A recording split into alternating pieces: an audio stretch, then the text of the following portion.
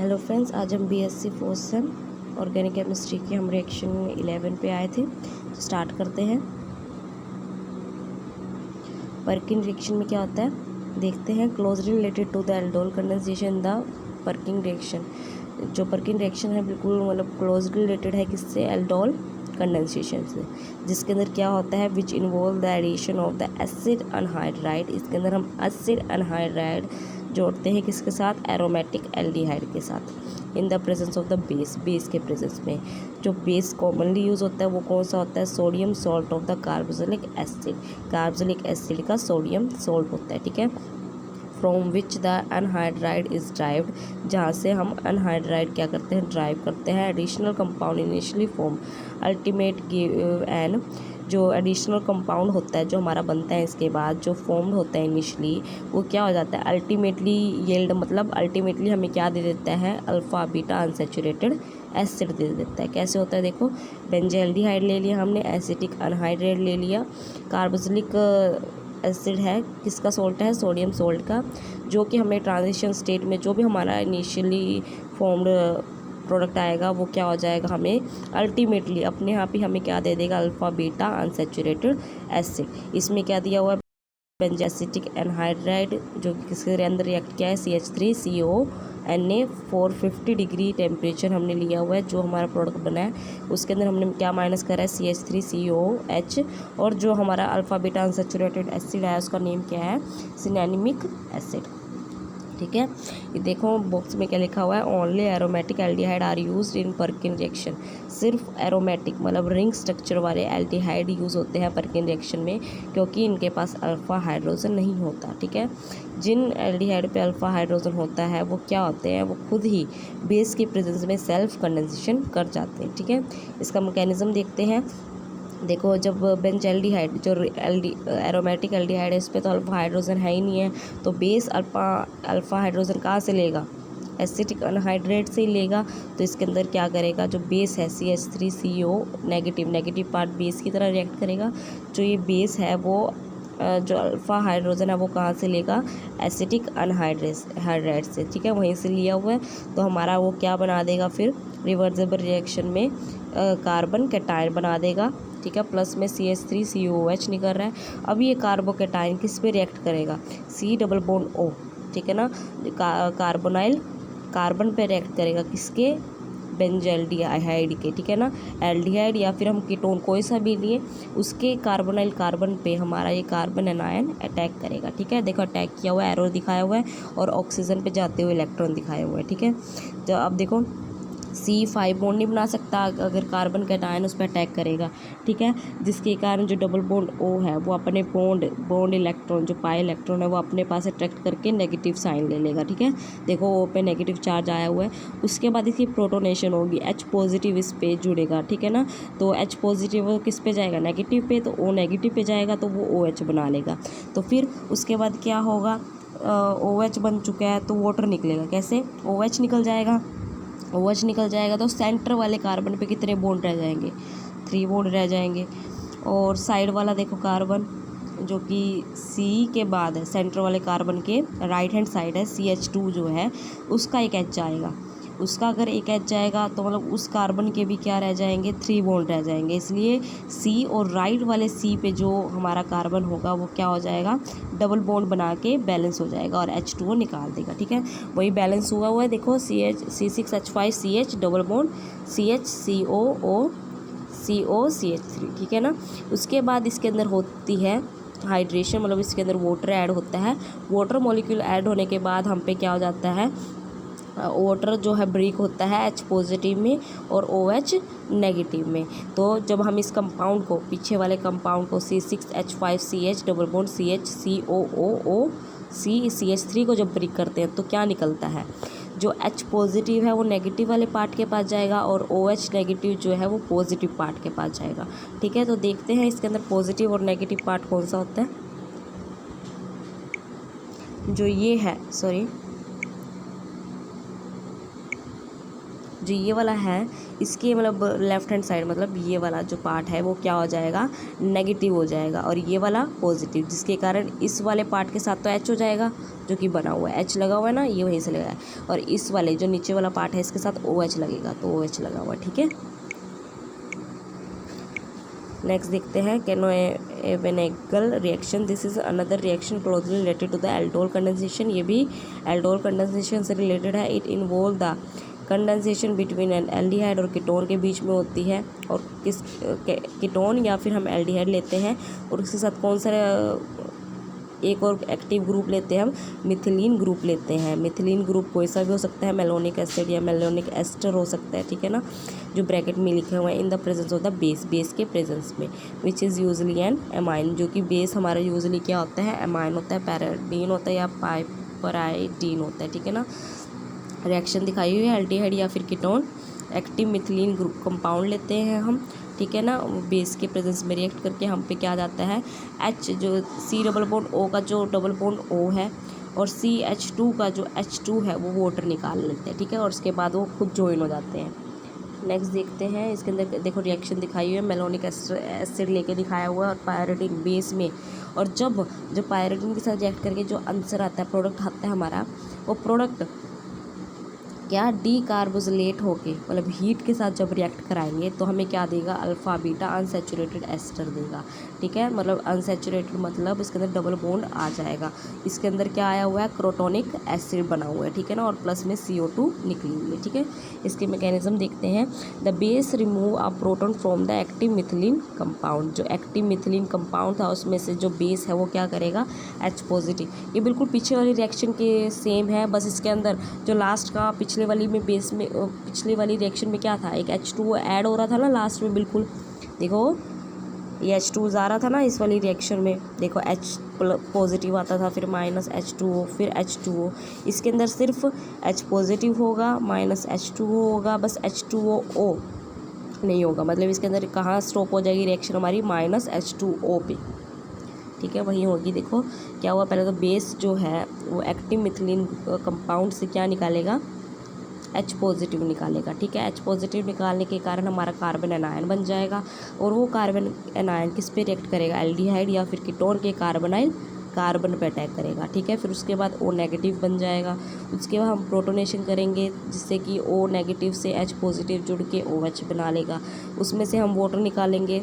ठीक है, जो सेंटर वाला कार्बन है उसके साथ OH जब निकलेगा तो उसके 3 बॉन्ड रह जाएंगे, और वो H कहाँ से निकलेगा, राइट हैंड साइड, C के राइट हैंड साइड पे जो C है उसके H निकलेगा, तो उस C पे भी 3 बॉन्ड रह जाएंगे, जिसके कारण ये बैलेंस करने के लिए डबल बॉन्ड का यूज़ करेंगे। ठीक है, H पॉजिटिव जो निकलेगा, जो H पॉजिटिव का मतलब है जो H है वो कोई भी इलेक्ट्रॉन लेके नहीं निकला, इसका मतलब जो C पे है वो सारे इलेक्ट्रॉन आ चुके हैं जो कि वो बॉन्ड के रूप में यूज़ कर लेगा। ठीक है, मैनिश रिएक्शन देखते हैं। This is reaction between an aldehyde an amine and an active methylene compound. ये किसके बीच में होती है, एल्डिहाइड, एमाइन और एक्टिव मिथिलीन कंपाउंड के बीच में होती है। ठीक है, द एल्डिहाइड यूजली टेकन, जो एल्डिहाइड हम लेते हैं वो ज़्यादातर क्या लेते हैं, फॉर्मेल्डिहाइड लेते हैं, और जो एमाइन लेते हैं वो कौन सा लेते हैं, डाईमिथाइल एमाइन लेते हैं। ठीक है, the reaction take place in neutral acidic और एल्काइल मीडियम में होती है। The product is form known as Mannich base. इसको मैनिश बेस बोलते हैं। क्यों बोलते हैं, क्योंकि बेस के रिएक्शन में हमने जो मैकेनिज्म लिया है वो बेस के रिएक्शन में लिया है। ठीक है,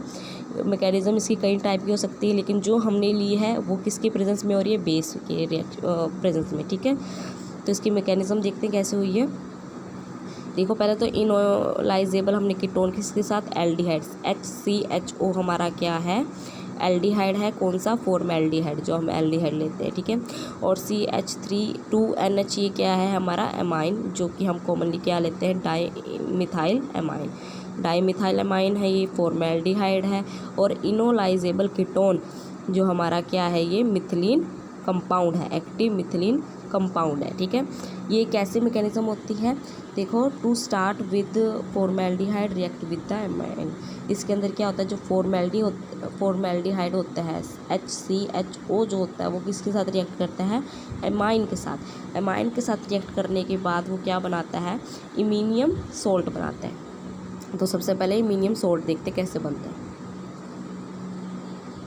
देखो क्या होता है, जो CH3 का whole twice NH plus CH double bond O, CH double bond O ये हमारा क्या है फॉर्मेल्डिहाइड, और CH3 2NH हमारा क्या है एमाइन, डाईमिथाइल एमाइन है। ठीक है, इसके अंदर कैसे रिएक्शन होती है, जो ये हमारा CH3 2NH ये ब्रेक होता है H पॉजिटिव में और N नेगेटिव में। ठीक है, H पॉजिटिव और N नेगेटिव में ब्रेक हो जाएगा, तो H पॉजिटिव किस पे जाएगा, फॉर्मेल्डिहाइड के नेगेटिव पार्ट पे। तो फॉर्मेल्डिहाइड का नेगेटिव पार्ट कौन सा है, O नेगेटिव बनेगा। जब O अपने बॉन्ड ले लेगा तो नेगेटिव चार्ज आएगा और C पे पॉजिटिव चार्ज आएगा, जिसके कारण H पॉजिटिव तो O पे जाएगा और N नेगेटिव किस पे जाएगा, C पे जाएगा। ठीक है, वो देखो जुड़ चुका है, इमीनियम सोल्ट बन चुका है। उसके बाद क्या होगा, जो O है फिर से अपने जो इलेक्ट्रॉन है वो अट्रैक्ट करना चाहेगा, तो वो OH नेगेटिव में निकल जाएगा और जिसके कारण C पे सिर्फ 3 बॉन्ड रह जाएंगे। तो उसको बैलेंस करने के लिए जो N है वो अपने लोन पेयर दे देगा, लोन पेयर दे देगा तो उस पर पॉजिटिव चार्ज आएगा। देखो हमारा इमीनियम आयन बन चुके हैं। ठीक है ना, पहले तो हमारा इमीनियम सोल्ट बनेगा और उसके बाद इमीनियम आयन बनेगा। ठीक है, इमीनियम सोल्ट देखो, the iminium ion get attacked by the enolated ion. जो इमीनियम आयन जो हमारा बना है वो किससे अटैक होगा, by the enolate ion of the active methylene compound. जो हमने एक्टिव मिथिलीन कंपाउंड लिया था उसके इनोलेट आयन से अटैक होगा। तो हमें सबसे पहले मिथिलीन कंपाउंड का इनोलेट आयन बनाना पड़ेगा। तो देखो कैसे बना है, RC double bond O CH3, किसके प्रेजेंस में, बेस के प्रेजेंस में। तो बेस क्या करेगा, CH3 से एक H ले लेगा जिसके कारण CH2 रह जाएगा और C पे क्या रह जाएगा, नेगेटिव चार्ज, क्योंकि इस पे एक कम बॉन्ड है, कम है ना, इस पे बॉन्ड 4 होने चाहिए, कम है एक, जिसके कारण इस पे नेगेटिव चार्ज आ जाएगा और ये रेजोनेंस स्टेबल हो जाएगा कि रेजोनेंस से इसके 2 स्ट्रक्चर बन रहे हैं। ठीक है, तो ये हमारा कौन सा आ गया, हमारा जो ब्रैकेट में आया है ये इनोलेट आयन आया है। ठीक है, 2 अम पे इनोलेट आयन है रेजोनेंस स्ट्रक्चर के कारण। इसमें से हम कोई भी इनोलेट आयन यूज़ कर सकते हैं क्योंकि ये रेजोनेंस स्ट्रक्चर्स है। ठीक है ना, हमने फर्स्ट वाला यूज़ किया जिसका नेगेटिव चार्ज जो किस पे अटैक कर रहा है, CH3 2N positive double bond CH2 पे। ठीक है ना, इमीनियम आयन पे अटैक कर रहा है और उसके बाद अटैक करने पे हमारा प्रोडक्ट आ जाएगा। क्या आएगा product, RC double bond O CH2 N CH3 whole twice आएगा। ठीक है ना, देखो सिंपली बस ऐड हो गया, RC डबल बॉन्ड CH2 बिल्कुल सेम है, उसके बाद सीधा वो वाला हमारा CH2 जो हमारा एल्युमिनियम आयन है ना, बिल्कुल सीधा वो शुरू हो गया, मतलब ये दोनों बिल्कुल सिंपली ऐड हो चुके हैं। ठीक है, Mannich reaction can proceed through different mechanism depending on the reagent, इसने कहा है, और एंड कंडीशन इम्प्लॉयड, इसने कहा जो मैनिस रिएक्शन है ये प्रोसीड होती है डिफरेंट मैकेनिज्म से। वो डिपेंड करता है कि हमने रिएजेंट कौन से लिए हैं या फिर हमने कंडीशंस कौन सी अप्लाई की है। ठीक है, ऊपर वाली जो है वो हमारी कौन सी है, बेस कैटलिस्ट रिएक्शन है। ठीक है, अब विटिक रिएक्शन देखते हैं, इसके अंदर क्या होता है। This is the reaction between aldehyde और ketone and a type of compound known as the phosphorus ylide. इसके अंदर क्या होता है, एल्डिहाइड या फिर कीटोन किसके साथ रिएक्ट करता है, एक ऐसे कंपाउंड जिसका नेम क्या है, फास्फोरस यील्ड, क्या बनाने के लिए, सब्सटीट्यूटेड एल्कीन बनाने के लिए। ठीक है ना, तो हमारा देखो कैसे बनता है ये, एल्डिहाइड हमने कीटोन ले लिया, एनियाइल ले लिया, तो इसके अंदर क्या हुआ है, सिर्फ डबल बॉन्ड एक्सचेंज हुआ है। देखो मैं कैसे दिखाती हूँ आपको, टफ लग रहा है बस देखने में लेकिन ईजी है बहुत। कैसे हुआ देखो, ये जो डबल बॉन्ड है इसका वो किससे एक्सचेंज हो गया, इसके डबल बॉन्ड से, डबल बॉन्ड CRR डैश, देखो C के साथ डबल बॉन्ड CRR डैश लग चुका है, बस इसके अंदर सिर्फ हमारा क्या डबल बॉन्ड एक्सचेंज हुआ है। ठीक है, नीचे भी सारी रिएक्शन दिखाई हुई है हमें, बिल्कुल सेम ऐसे ही है, कोई इनमें डिफरेंस नहीं है। ठीक है, तो नेक्स्ट देखते हैं हम, formation of the phosphorus yield और विटिक रिएजेंट, इसको विटिक रिएजेंट भी बोलते हैं या फिर फास्फोरस यील्ड भी बोलते हैं। ठीक है, तो ये बनती कैसे है, the phosphorus ylide required in the reaction are themselves obtained by the action of the base on stable alkyl triphenyl phosphonium halide, phosphonium halide से बनती है। ठीक है ना, देखो कैसे बनेगी ये, बेस के रिएजेंट में यहाँ से शुरू होएगी। ठीक है ना, सबसे पहले आप रिएक्शन में देखो, ट्राइफिनाइल फास्फोइन किसके साथ रिएक्ट करेगा, एल्काइल हैलाइड, एल्काइल हैलाइड से रिएक्ट करेगा। देखो ये ब्रैकेट में लिखा हुआ है, ये ऐसे नहीं लिखा हुआ है, जो ये ब्रैकेट दी हुई है ना इसके अंदर लिखा हुआ है जब ट्राइफिनाइल फास्फोइन और एल्काइल हैलाइड जब रिएक्ट करेगा तो हमें क्या देगा, एल्काइल ट्राइफिनाइल फास्फोरियम हैलाइड देगा। ये दे दिया, तो ये नेगेटिव पार्ट में, ये पॉजिटिव पार्ट में हो जाएगा, जो कि बेस के रिएक्ट में, देखो बेस लिखा हुआ है ना यहाँ, ये बेस लिखा हुआ है। बेस के रिएक्ट में जो हमारा जो आएगा वो हमारा क्या आएगा, फास्फोरस याइल्ड आएगा। ठीक है, तो ये ऐसे प्रिपेयर होता है। ठीक है, the base generally employed in the above process is methyl sulphinyl carbon anion. जो ज़्यादातर हम बेस लेते हैं वो क्या लेते हैं, CH2S डबल बॉन्ड O और CH3 कार्बन एनायन लेते हैं। C पे नेगेटिव चार्ज है ना, तो बेस कौन सा लेते हैं, C negative, CH2 negative, S double bond O CH3। ठीक है ना, उसके बाद और सम ऑर्गो लिथियम ऑर्गेनो लिथियम कंपाउंड, या फिर हम कौन से ले सकते हैं बेस, ऑर्गेनो लिथियम कंपाउंड ले सकते हैं। कैसे, एन ब्यूटाइल लिथियम ले सकते हैं और फिनाइल लिथियम। देखो नीचे वाली और द सोलवेंट, जो सोलवेंट होगा, जो सा मीडियम होगा वो कौन सा हो सकता है, DMF हो सकता है या फिर THF हो सकता है।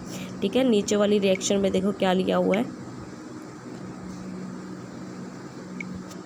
जो नीचे वाली रिएक्शन में THF लिया हुआ है और फिनाइल लिथियम लिया हुआ है। ठीक है ना, एज अ रिएजेंट। वो ये ट्राइफिनाइल फास्फाइन, तो पहले किसके साथ, मिथाइल आयोडाइड के साथ रिएक्ट करके हमारा जो नेगेटिव और पॉजिटिव पार्ट लाके, और उसके बाद जब हम बेस लेंगे, बेस कौन सा लिया हुआ है इसमें, फिनाइल लिथियम लिया और किसके प्रेजेंस में, THF, तो हमारा रिएजेंट आ जाता है। ठीक है ना, तो ये फास्फाइन याइल्ड आ जाता है। ठीक है, the ylide obtain as shown above are not isolated but are directly made to react with the aldehyde और ketone in the solution form. ये जो याइल्ड है हमारा, ये हम इसको सेपरेट नहीं कर सकते, ये आइसोलेट नहीं हो सकता, ये जैसा का जैसा है ये बिल्कुल सिंपली एल्डिहाइड और कीटोन से रिएक्ट कर जाएगा। ठीक है,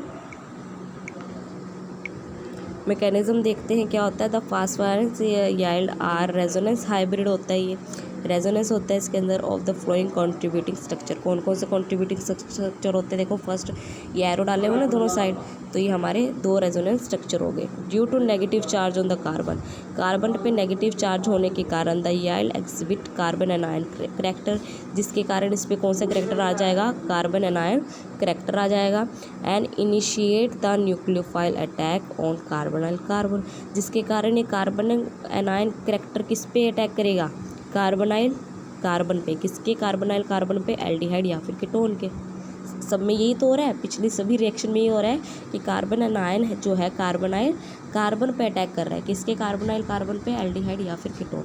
the resulting additional product known as betaine, जो हमारा बनेगा अंडरगो एलिमिनेशन, वो एलिमिनेशन में चला जाएगा of triphenyl phosphine oxide, triphenyl phosphorus oxide बन जाएगा टू यील्ड टू गिव कह सकते हैं हम द एल्कीन डायरेक्टली और वाइस वर्सा साइक्लिक इंटरमीडिएट, वो हमें क्या देगा, एक एल्कीन देगा।